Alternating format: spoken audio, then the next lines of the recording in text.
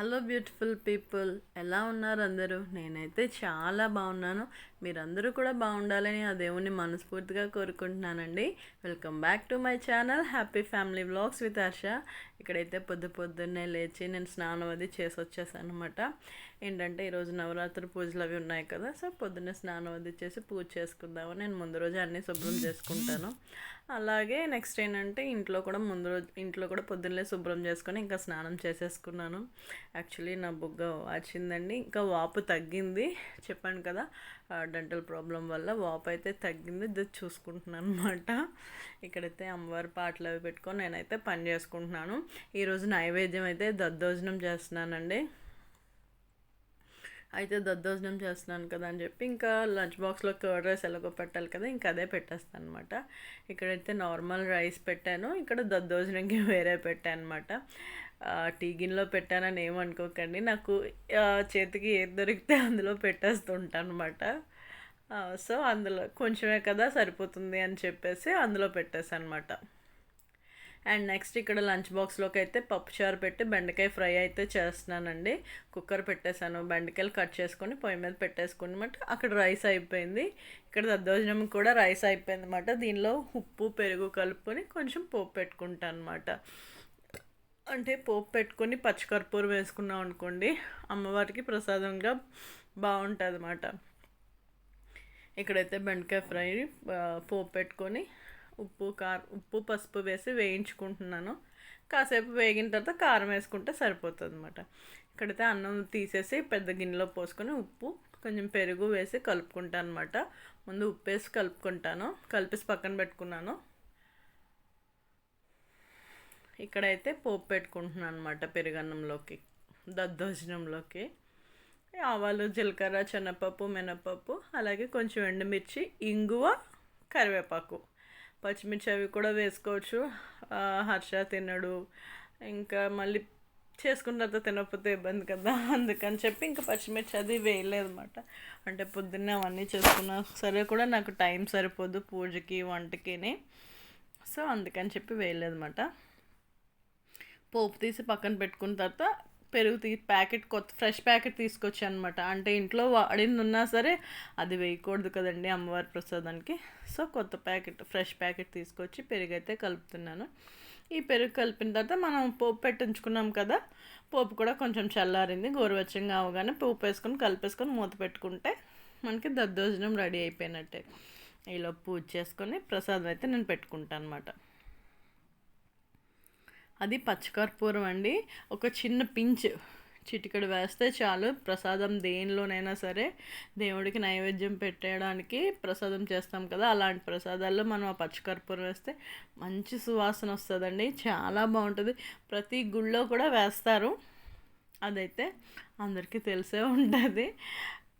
ఏదో నేను చేశాను కదా అని చెప్తున్నాను అంతే. ఇక్కడ బెండకాయ ఫ్రై కూడా అయిపోయింది, నా పూజ కూడా అయిపోయింది అన్నమాట. ఇక్కడైతే నేను పూజ అది చేసుకొని ఇంకా యాజ్ యూజువల్ మళ్ళీ పని ఉంటుంది కదండి. పూజ చేసుకున్న తర్వాత కొంచెం కాఫీ అయితే కలుపుకున్నాను. టీ పెట్టారు మా హస్బెండ్. టీ పెట్టిన తర్వాత ఆ టీ అయితే కొంచెం తాగేసి మళ్ళీ పోపు పెట్టుకోవాలి, లంచ్ బాక్స్ ప్యాక్ చేసుకోవాలి. యాజ్ యూజువల్ సేమ్ వర్క్ ఉంటుందన్నమాట. సో అయితే ఇక్కడ పప్పుచారు మరుగుతుంది, బెండకాయ ఫ్రై కూడా అయిపోయింది కదా, అది పక్కన పెట్టేసి పప్పు అయితే పోపు పెట్టేసుకున్నాను. పోపు పెట్టుకొని మా హస్బెండ్కి అయితే లంచ్ బాక్స్ ప్యాక్ చేస్తాను ఇక్కడ. అండ్ ఆయన అయితే వెళ్ళిపోయారు. ఆయన వెళ్ళిపోయిన తర్వాత నేనైతే కొంచెం తాంబూలం పెడుతున్నాను కదండి, ఆ బనానాస్ ఉన్నాయి, ఆ బనానాస్ పప్పాయ వేసి కొంచెం జ్యూస్ అయితే చేసుకున్నాను. అంటే మా హస్బెండే చేసేసి ఫ్రిడ్జ్లో పెట్టేసి వెళ్ళారనమాట. అది కొంచెం తాగేసి నేను ఫ్రిడ్జ్ అయితే క్లీన్ చేసుకుంటున్నాను అనమాట. ఫ్రిడ్జ్ ఎందుకు క్లీన్ చేస్తున్నాను అంటే నార్మల్గా నేను క్లీన్ చేసుకుంటాను.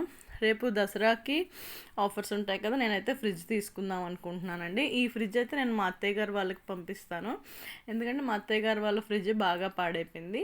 ఇదైతే నాది కొత్తది, ఒక 3 years అయి ఉంటుంది, 3 or 4 years అయి ఉంటుంది. అయితే నాకు ఇంకొంచెం పెద్ద ఫ్రిడ్జ్ కావాలన్నమాట. నేను మా హస్బెండ్కి చెప్పినప్పుడే నాకు పెద్ద ఫ్రిడ్జ్ కావాలి అంటేనేమో ఒప్పుకోకుండా పడుకుంటావా దానిలోనని చెప్పి నాకు ఈ ఫ్రిడ్జ్ కొన్నారు. సో నాకు ఈ ఫ్రిడ్జ్ అయితే అస్సలు సరిపోవట్లేదు, అదే చెప్పాను. ఇప్పుడు నేనైతే డబుల్ డోర్ తీసుకుంటాను అనమాట. సో అందుకనే కొంచెం క్లీన్ చేస్తున్నాను అనమాట, పంపించాలి కదా అని చెప్పి. ఇక్కడైతే లంచ్ చేస్తున్నారండి మా హర్ష. మా నాన్నగారు వచ్చారు, ఆయనకి డ్యూటీ ఆఫ్టర్నూన్ డ్యూటీ అంటే పొద్దున్న అలా వచ్చారన్నమాట. సో ఇక్కడ లంచ్ అది చేసేసి డ్యూటీకి వెళ్ళిపోయారన్నమాట ఆయన. వాళ్ళిద్దరూ తినేసిన తర్వాత నేనైతే అప్పుడు లంచ్ చేసి కాసేపు పడుకొని లేచిన తర్వాత హర్షాన్ని గేమ్ నుంచి తీసుకొచ్చానండి. ఇక్కడ తీసుకొచ్చి వాడు షవర్ చేసిన వాడికి స్నాక్ కోసం కొంచెం స్ప్రౌట్స్ ఇస్తున్నాను. అది నేను చెప్పాను కదండి, పెసలు, ఉలవలు, కొమ్ము శనగలు నానబెట్టుకొని మొలకల్లో వచ్చిన తర్వాత ఫ్రిడ్జ్లో పెట్టుకుంటే మనకి ఎన్ని రోజులైనా స్టోర్ ఉంటాయన్నమాట. అవి ఒక బౌల్లో వేసుకొని కొంచెం బెల్లం వేసి కలిపేసి ఇచ్చామనుకోండి, పిల్లలు తినడానికి బాగుంటుంది.